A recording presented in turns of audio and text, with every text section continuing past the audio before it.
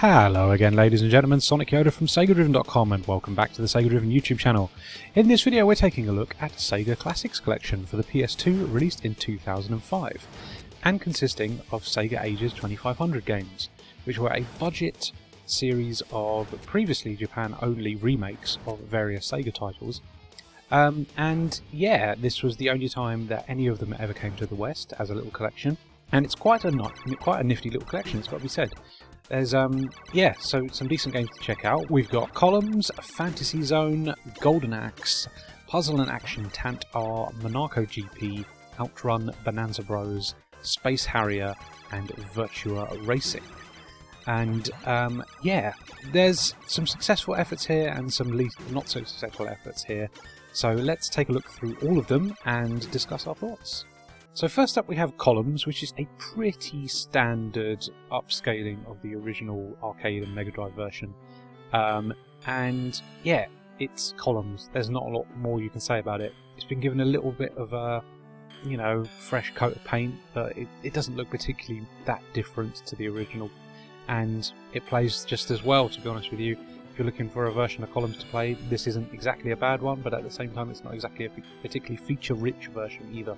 So there are better versions of Columns out there. The sequels definitely add a lot more than what this is doing, mainly just because it is a port of the original.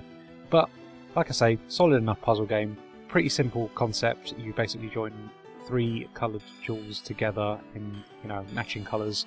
You can do them in diagonals, verticals or horizontals, and that's all there is to it really. You can combo things together. If you clear one set of jewels and then it lines up another set, then that obviously joins a combo. Very similar to Puyo Puyo. Doesn't have the depth, unfortunately, because of the way that you can arrange the Puyo in that game. But solid enough puzzle game. If you enjoy puzzle games, then you will certainly find something to love in Columns. It's just that it's not really doing anything special.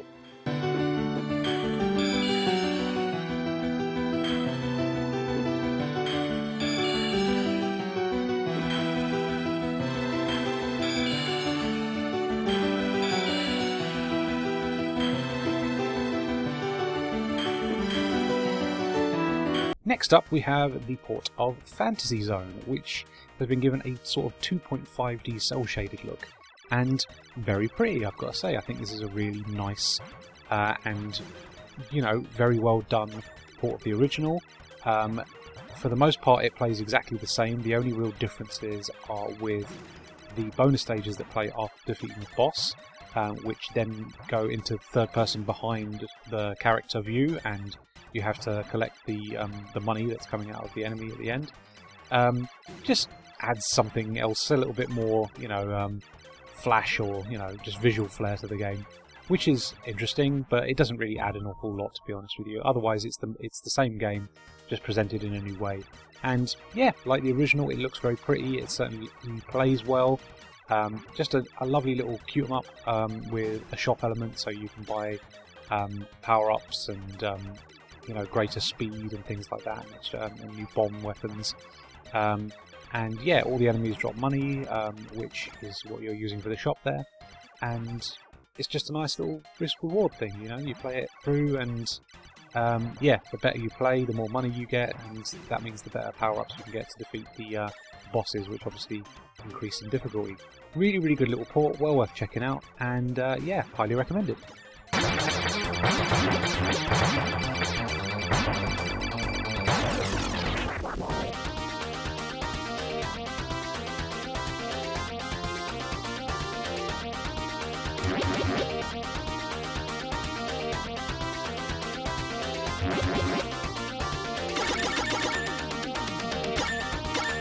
What isn't so highly recommended is the port of Golden Axe. Now this is a bit of a mess, unfortunately.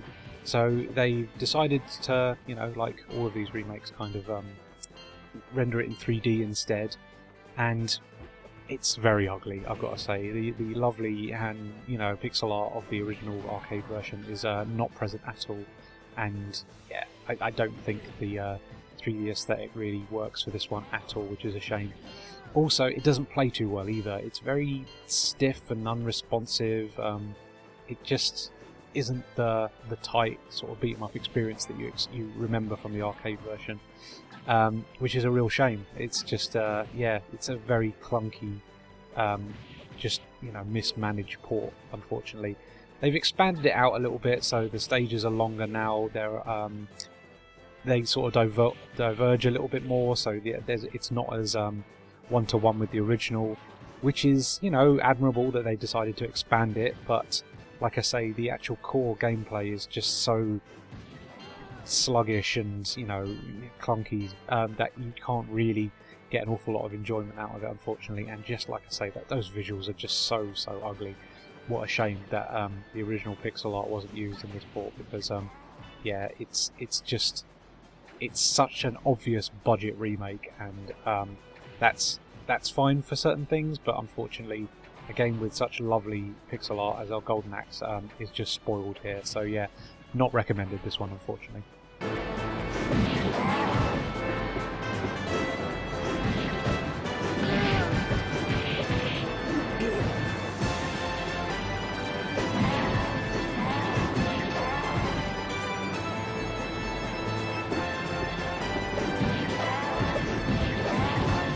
Next up, we have a really surprising little port, actually. So this is Monaco GP, ported from its SG-1000 version and the earlier arcade port from 1979. So probably the oldest game in this collection that gets any love. And I've got to say, this is a fantastic port. Just it adds so much to the original formula that it really stands out on its own merits. So the whole thing with Monaco GP is that you're racing most of the time in a straight line, and when you do come to corners and things like that, the way you turn them is not through use of the directional pad or the analog stick. You actually use the shoulder buttons. So L1 and R1 turn you in sort of 45-degree angles, so you have to react accordingly to the way that the track moves. And as you're racing, you sort of get these lines of stars that you can collect, and the more of those you collect, it increases your top speed. And at high top speeds, you also generate a force field, which you can use to shunt the other racers for bonus multipliers, which is really good fun. So you cause these crashes, which are absolutely wild. There are also power-ups strewn across the track, so you can get extra abilities whilst you're playing, and the whole thing is just really frantic and really fast-paced and twitchy, and it's just really great arcade fun. This is a really solid port of such a unloved and kind of forgotten classic that I think it really stands on its own merits. Actually, I'd highly recommend Monaco GP. Well worth checking out, and yeah, just like I say, a really unique racing game.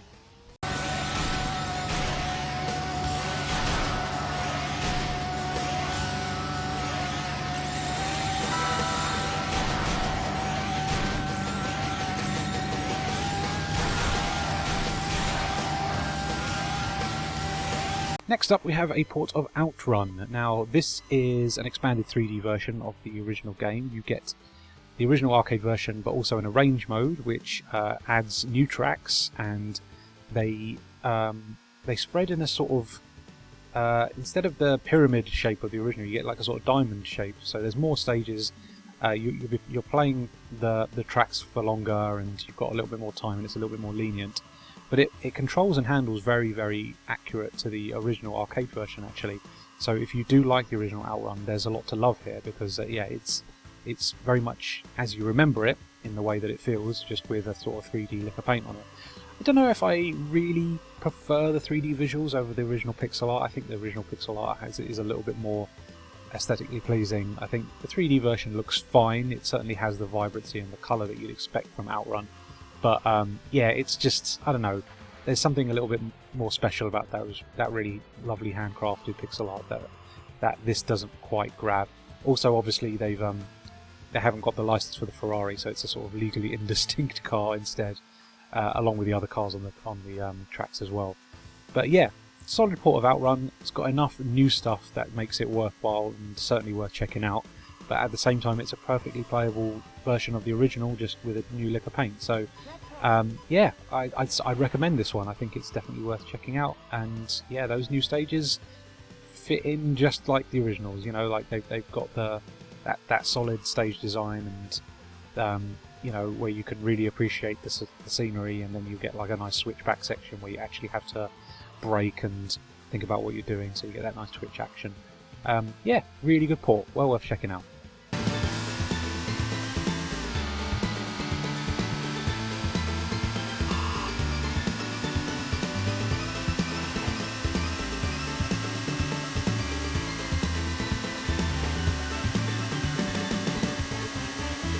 Next up we have Space Harrier. Now this is another 3D remake of the original, and I don't think this one is very successful, unfortunately. It plays fine, don't get me wrong, I think it's a decent playing port, and some of the additions that this has are mainly due to the addition of power-ups.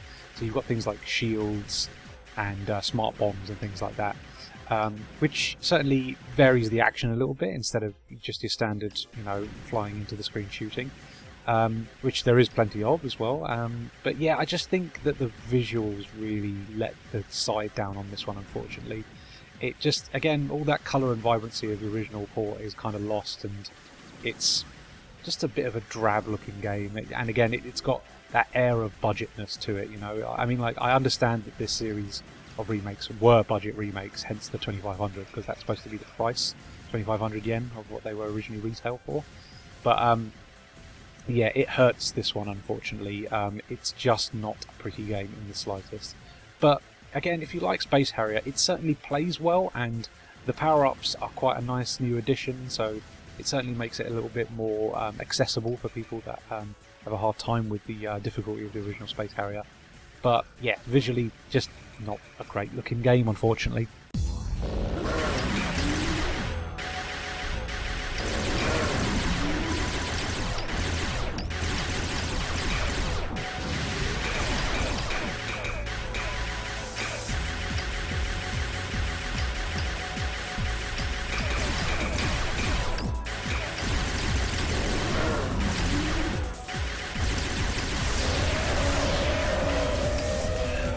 Next up we have Puzzle and Action Tant-R, which I think is a bit of an unloved Sega classic, to be honest with you.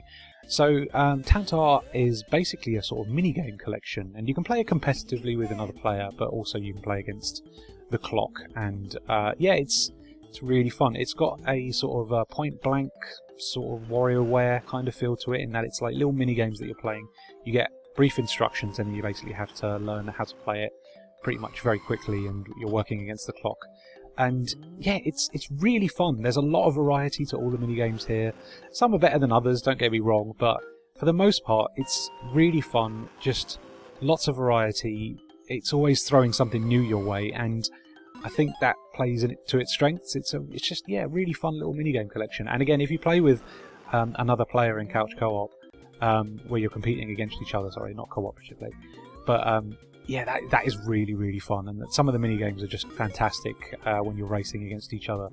And yeah, I think, like I say, I think it's really unloved, this game. It's kind of forgotten little Sega gem that more people really need to go and check out. And this is a really solid port. It's very much just an upscaled port of the original, but with redrawn sort of higher definition graphics. But yeah, like, it plays just as well as you'd expect it to.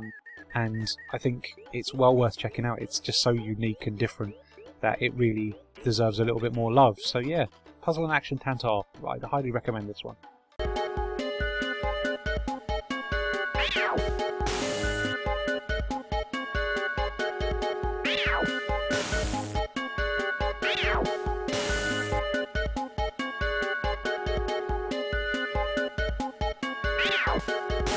Next up we have, in a similar style to Puzzle and Action Tant-R, a sort of high-definition visual upgrade to Bonanza Bros, which is sort of the classic cooperative burglary game.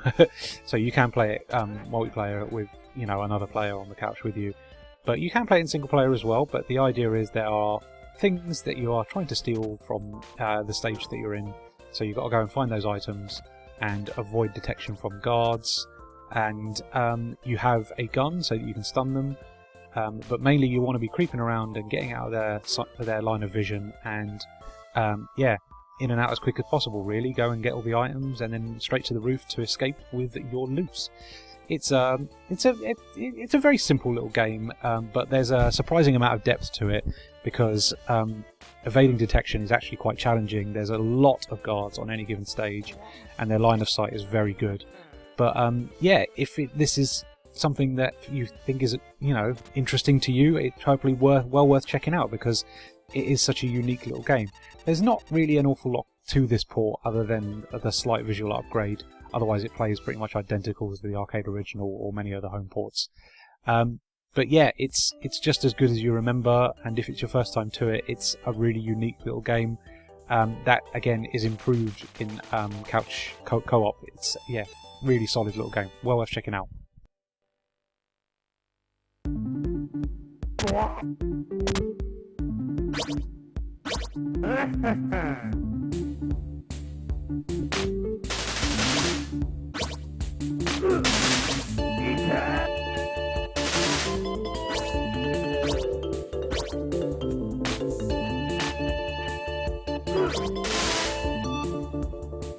And finally we have the star of the show. So this is the remake of Virtua Racing, and this is just so good.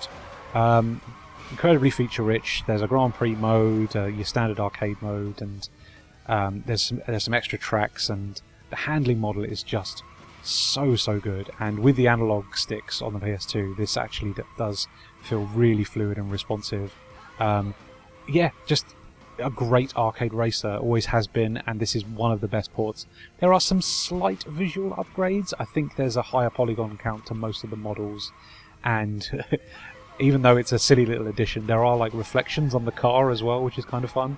But ideally, what you're coming for here is just a great arcade racer, and it still holds up. It's still a great playing game, and this is a really solid port of what is one of my favourite arcade Sega racers. Yeah, I can't sing its praises enough, to be honest with you. It's a really solid port. Yeah, that's all I can say, really. Look at it for yourself, and like I say, I think this probably is the highlight of the package, to be honest with you. It's pretty much arcade perfect, but like I say, it's got those enhancements and such a great sort of control scheme. It feels awesome to play. Yeah, highlight of the package, Virtua Racing.